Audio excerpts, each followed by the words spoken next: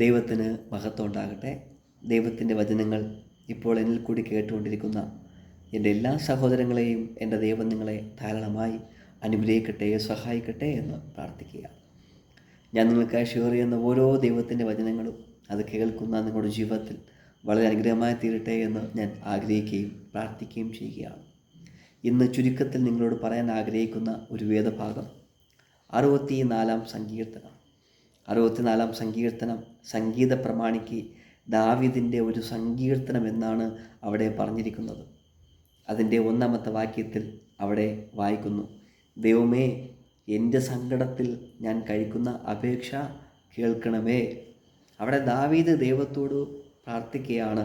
ദാവീദ് ദൈവത്തോട് പറയുകയാണ്, ദൈവമേ എൻ്റെ സങ്കടത്തിൽ ഞാൻ കഴിക്കുന്ന അപേക്ഷ കേൾക്കണമേ.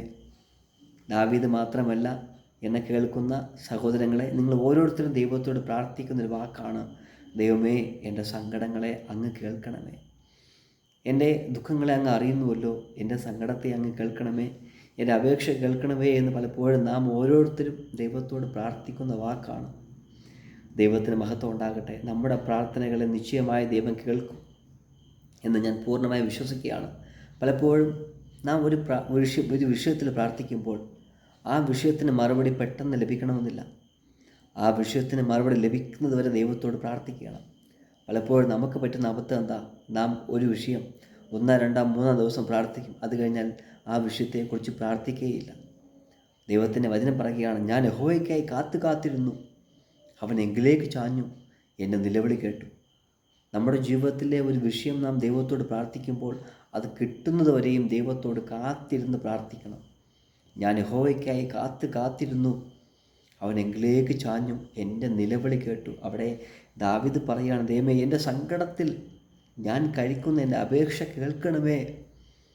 സങ്കടത്തോടു കൂടി ദൈവത്തോട് പ്രാർത്ഥിക്കുന്ന ഓരോരുത്തരും കേൾക്കാൻ ഞാൻ ദൈവത്തിൻ്റെ വചനത്തിൽ കൂടി പറയുകയാണ്, ഞാൻ യഹോവയ്ക്കായി കാത്തിരുന്നു. സങ്കടത്തോടെ പ്രാർത്ഥിക്കുന്ന ഓരോ വിഷയത്തിനും ദൈവം മറുപടി തരണമെങ്കിൽ നാം ദൈവസന്നിധിയിൽ കാത്തിരിക്കണം. പലപ്പോഴും നമ്മുടെ ജീവിതത്തിൽ വൻ പ്രതികൂലങ്ങളും പ്രതിസന്ധികളും കടന്നു വന്നേക്കാം.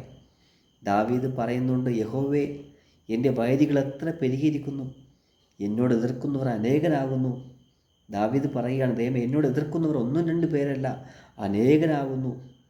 എന്നാലും ദൈവത്തിൻ്റെ വചനം പറയുന്നത്, യഹോവേ എൻ്റെ വൈരിയുടെ കയ്യിൽ നിന്ന് എന്നെ വിടുവിക്കണമേ. മനുഷ്യൻ്റെ സഹായം വ്യർത്ഥമല്ലോ.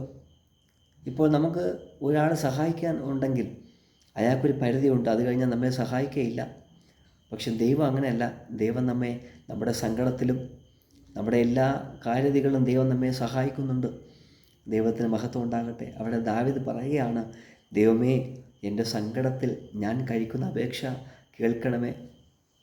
ഈ വചനം ഞാൻ ഇന്ന് പറഞ്ഞു തുടങ്ങിയപ്പോൾ ദൈവത്തിൻ്റെ ആത്മാവ് നിങ്ങളോട് സംസാരിക്കുകയായിരിക്കാം. നിങ്ങൾ ഏത് വിഷയത്തിലാണോ പ്രാർത്ഥിക്കുന്നത് ആ വിഷയത്തിന് കർത്താവ് മറുപടി നിങ്ങൾക്ക് തരാൻ പോകുകയാണ്. ഞാൻ നേരത്തെ പറഞ്ഞതുപോലെ ഒരു വാക്യം, ഞാൻ യഹോവയ്ക്കായി കാത്തിരുന്നു. ഈ വചനം നിങ്ങൾ ഉരുവിട്ട് പ്രാർത്ഥിക്കണം. ഞാൻ യഹോവയ്ക്കായി കാത്തിരുന്നു, കർത്താവ് എങ്കിലേക്ക് ചാഞ്ഞു, എൻ്റെ നിലവിളി കേട്ടു.